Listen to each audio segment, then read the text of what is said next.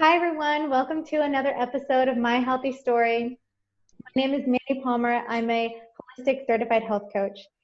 And the mission of My Healthy Story is to take people who have amazing healing stories, share them with you to inspire health and hope. And today I'm here with Aspen Robinson, an intuitive healer. Aspen, welcome. Thank you so much for being here. Thank you for having me. I'm happy to be here. So first, just share a little bit about yourself. So I am a mother of a little boy. He's 8 now, and I am an intuitive healer, and I use the emotion code to kind of walk people through healing traumas, mainly because of what I had gone through myself. But I am a Southern girl. I'm happy to be in the South now, and so that's where I'm at today. Is working through these things. Okay, so the emotion code was a big part of your healing journey. So tell us, what were your top health challenges that you were dealing with? Yes. So when my son was born 2 months early, it was like a really intense traumatic time for us, and came out of nowhere, completely unexpected. So with like having to go through life support and NICU and all of these different things, as well as I had preeclampsia and HELLP syndrome myself, I had developed PTSD from the trauma of it. So it went on for about 3 years, and what I had noticed was that I had completely lost like all of my appetite. I had probably dropped 20 pounds, which was an extreme amount of weight for me just because I was not interested in anything. I was having panic attacks, a lot of anxiety. I was in a lot of denial about what those were. I actually had tried to blame those on being like allergies, because I just didn't want to address the fact that I was feeling so terrible. I wasn't sleeping at night. So I was really in a state where my body was completely run down. It was running on autopilot, and it was barely able to make it through the day without, going into some type of anxiety or panic attack. Mm-hmm. That sounds really challenging. And you dealt with that for 3 years, you said. Yes, for 3 years before I realized what it was. At the time, there were not a lot of resources out there that identified PTSD with parents who had had premature babies. So it took about 3 years, honestly, of really being able to come to terms with what I was feeling and find a resource online that pointed me in that direction, because it wasn't a very clear path. There just wasn't a lot of support. There was more support for military people, but there was not a huge connection to parents of premature babies at the time. Mm-hmm. And so if you could rate them on a scale of 1 to 10 on how severe they were, how would you rate them? I would say not being able to sleep and the panic attacks were a 10, solid 10. They interfered with my life every day. And then the not eating, the loss of appetite, I would say it probably was a 10, but at the time I probably would have rated it a 7, just because it felt like the lesser of the pain that I was dealing with. And okay, so the panic attacks, anxiety, insomnia, that was at a 10, and the weight loss you would put at a 7, just by comparison of how bad the Yes. other stuff was. So your scale increased. Your scale expanded. Yes. So what was it like living with these conditions and or symptoms that you were experiencing, and how did they individually or collectively impact your life? Yeah, so at the time, what had also happened simultaneously, my son, he was born early, he was in NICU for 9 days. When he came home, we were extremely lucky he didn't have any health issues. So he was very healthy. I was still battling, not only with PTSD, but recovering from HELLP and preeclampsia. So during the first 2 weeks while he was home, my husband actually lost his job because it was about 2 years into the recession. So at that point, I actually became like the sole earner in the family. And so the financial stability was very stable.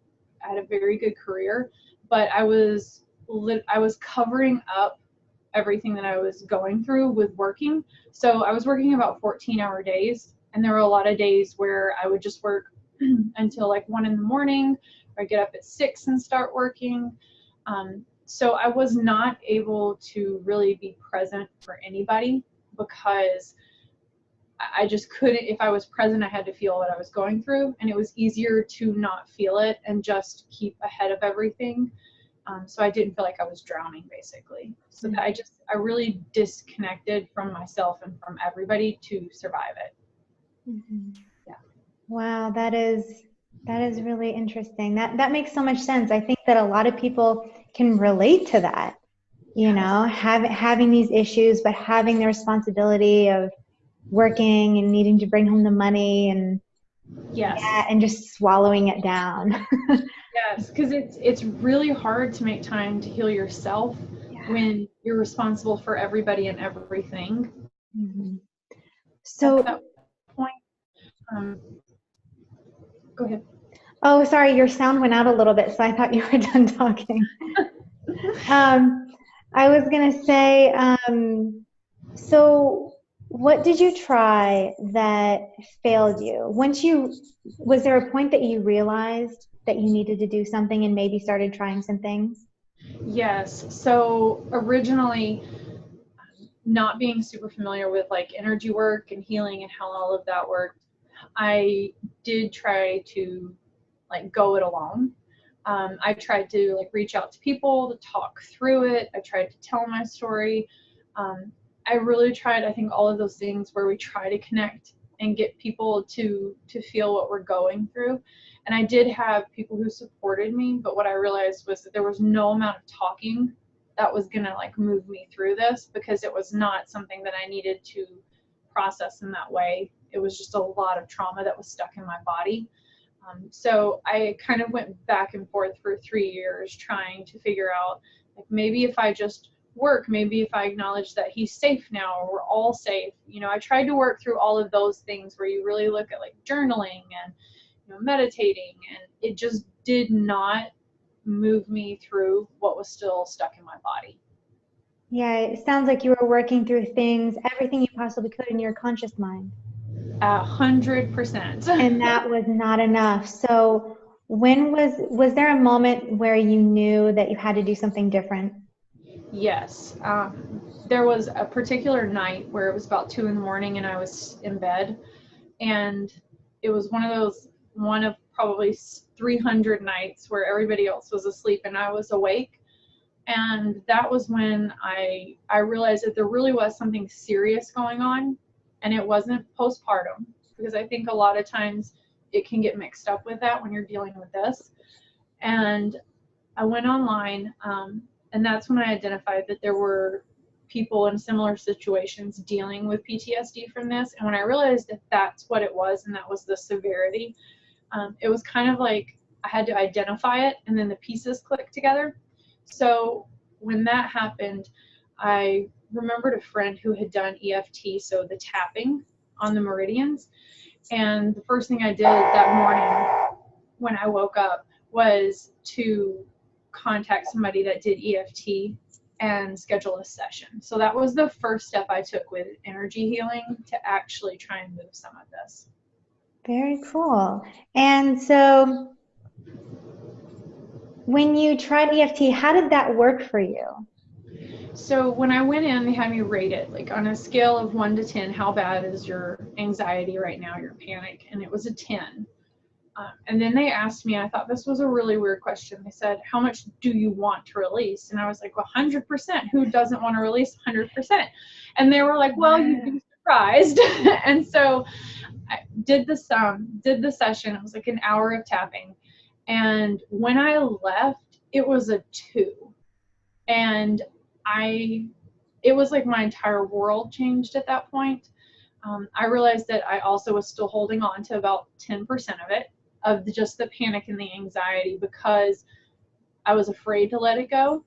So that was kind of something I didn't expect. But as far as like the panic attacks, they severely decreased at that point.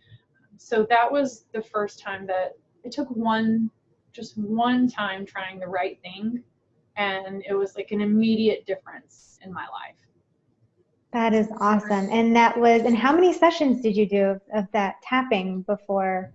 So I ended up doing about 4 or 5 sessions, and that was enough to really move the anxiety that was sitting on top of me.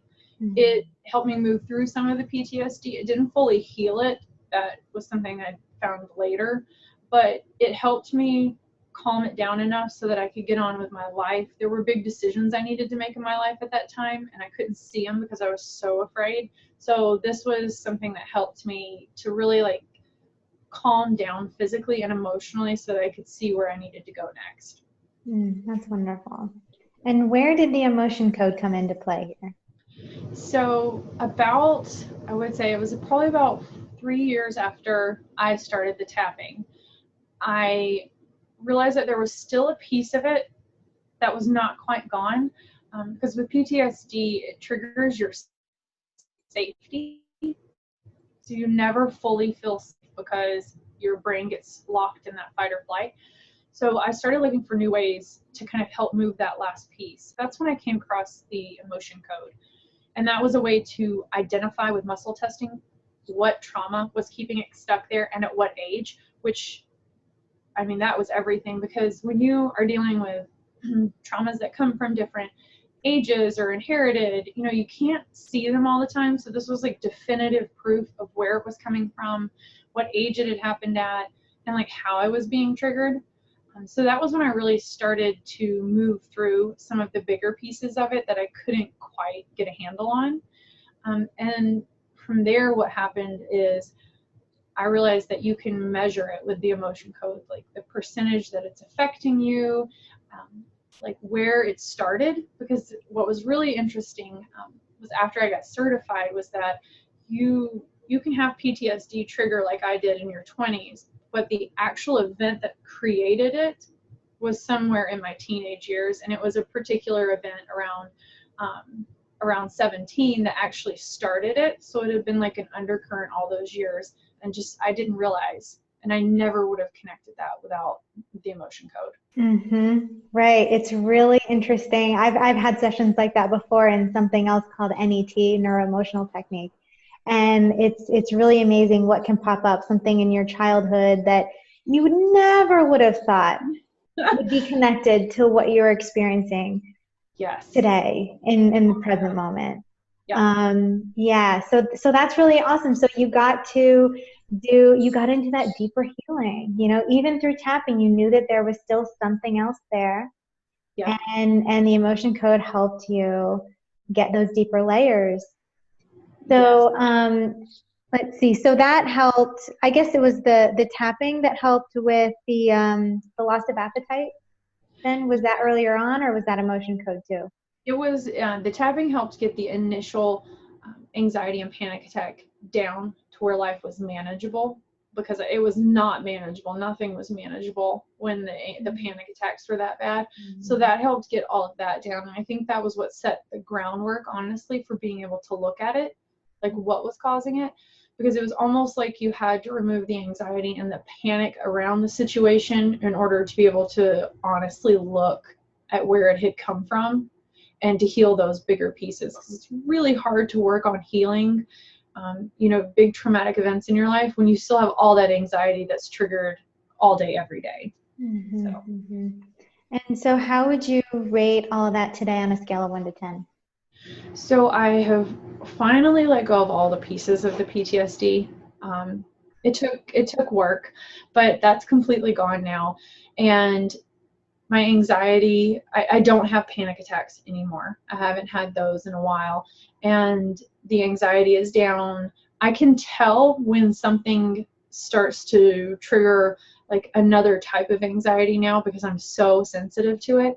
But it's made it so much easier just to be like, this is happening because of this, and just to move through it so it doesn't stop me at all.